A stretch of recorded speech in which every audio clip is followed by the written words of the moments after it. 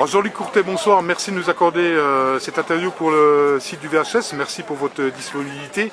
Donc la rencontre vient de se finir et on vient de voir donc la défaite de Pontarlier contre les Vésuliens, donc 0-2. Quelle est votre analyse de cette rencontre et de ce résultat où vous auriez pu, on va dire notamment en première période, de l'avis unanime de tout le monde, ouvrir le score? Ouais, c'est surtout sur cette première période qu'on perd le match. C'est vrai qu'être mené à la mi-temps, c'était très dur. Ils ont eu une occasion donc, sur ce coup franc. Nous, on a l'occasion juste avant par Cyril qui monte son face-à-face. Et à partir de ce moment-là, le match change complètement. Après, sur la deuxième mi-temps, on avait l'intention de bien repartir. Il y a ce deuxième but sur une erreur individuelle qui nous fait très mal. Et ensuite, Vesoul a maîtrisé les événements. On a senti justement, après c'est peut-être un peu légitime, mais des tribunes, on a senti peut-être un peu, après le deuxième but, effectivement, que vous avez accusé le coup, et une équipe de Pontarlier qui était un peu, on va dire, plus très dans le jeu, non? Ouais, c'est vrai qu'on a pris un coup sur la tête, c'est un but sur une grossière erreur, donc ça a fait mal aux joueurs. Et c'est vrai qu'en deuxième mi-temps, on a eu moins d'occasions qu'en première mi-temps. Donc voilà, maintenant il faut retenir la leçon de ce match et que les très bonnes équipes sont ultra réalistes. Et puis vous trouvez, alors vous avez joué encore, c'est le deuxième match, mais vous trouvez déjà un écart par rapport à vous qui évoluez dans un autre groupe de CFA2 la saison dernière, enfin les dernières saisons d'ailleurs? C'est clair que l'année dernière c'était spécial parce que je pense que sincèrement l'année dernière on avait 5 équipes de CFA dans la poule de CFA2. Donc c'est vrai qu'il y avait vraiment un énorme écart. Là on a joué quand même 2 bonnes équipes de CFA2. Mais voilà, on ne peut pas comparer avec l'année dernière. L'année dernière, c'était vraiment un championnat très spécial dans le centre. Avec un prochain match, un déplacement à Taon? Oui, c'est ça, ouais, une équipe qui est remontée et qui fait des bons matchs. Donc un match difficile. Eh bien, écoutez, reste à vous remercier pour votre disponibilité, votre accueil et puis malgré ce résultat, on va dire une bonne continuation dans ce championnat de CFA2. Merci. Merci beaucoup. Bonjour Jean-Paul, merci de nous accorder cette interview pour le site du VHS. Donc deuxième déplacement, deuxième victoire, 2-0 comme à Saint-Louis, donc une victoire à Pontarlier. Peux-tu revenir sur cette rencontre avec un but, on va dire, qui est copie conforme du premier à Saint-Louis?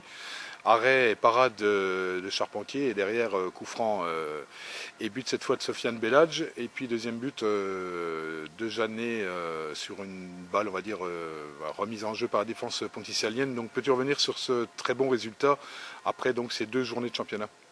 Oui, c'est vrai que mathématiquement c'est une très bonne opération de prendre 8 points sur 8.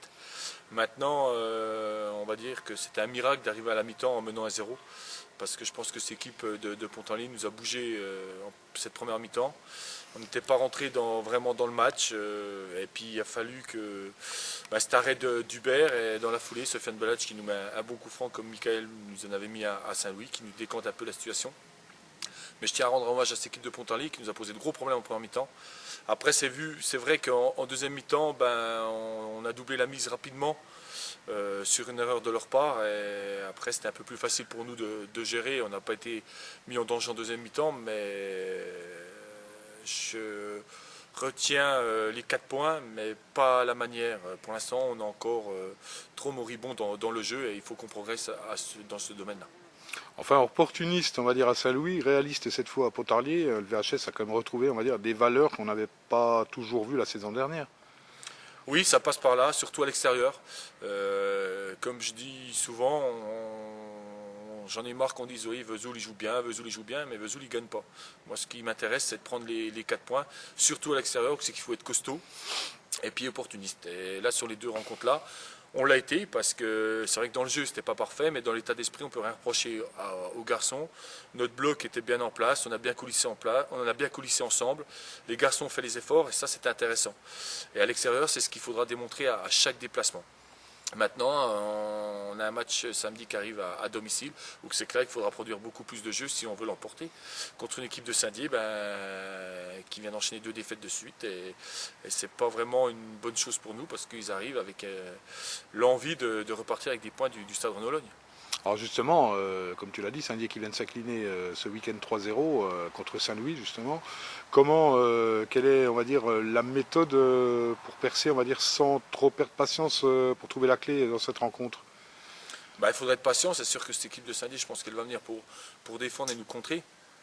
Maintenant, il faudra être patient, mais nous, c'est des matchs qu'on a à Vesoul, qu'on a du mal à aborder et à jouer. Parce qu'on croit qu'après 2 victoires à l'extérieur, ça peut être plus facile. Mais pour moi, ce match, il sera plus compliqué que les autres. Parce que là, on aura le monopole du ballon. Et à nous de faire le nécessaire pour faire sauter ce verrou de Saint-Dié. Malgré leurs 2 défaites, j'ai eu quelques échos. Ça reste une bonne équipe qui joue bien au football et qui se projette vite vers l'avant. Maintenant, ils ont perdu le premier match à Auxerre, ils ont joué Saint-Louis, donc deux équipes costauds du groupe. Mais il faut qu'on fasse attention. Rappelons-nous l'année dernière qu'on a perdu des points chez nous contre Selonget, contre Chétigame, contre des équipes qui jouaient le maintien. Et à l'arrivée, ça nous a coûté la montée. Donc à nous de ne pas refaire les mêmes erreurs. Eh bien, reste à maintenant espérer que le public va répondre présent pour ce premier match à domicile. Et puis, on va te souhaiter une très bonne semaine et une bonne préparation pour ce match de Saint-Dié. Oui, j'espère que le public va répondre présent. Après 2 victoires à l'extérieur, les garçons méritent qu'il y ait un petit peu de monde au stade. Et puis voilà, et puis je tiens aussi à rendre hommage aux U19 qui ont fait un très bon match nul à Sedan, ça c'est intéressant. Un résultat encourageant et prometteur. Ouais, et puis à l'équipe B surtout aussi, c'est qu'on a pu voir les 40 dernières minutes. C'est qu'ils ont fait un très bon match à Ornans, qui ont manqué de réalisme eux.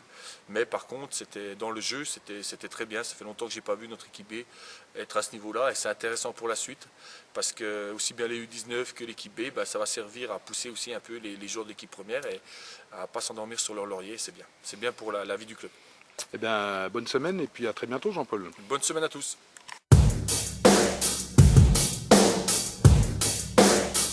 Uh-huh.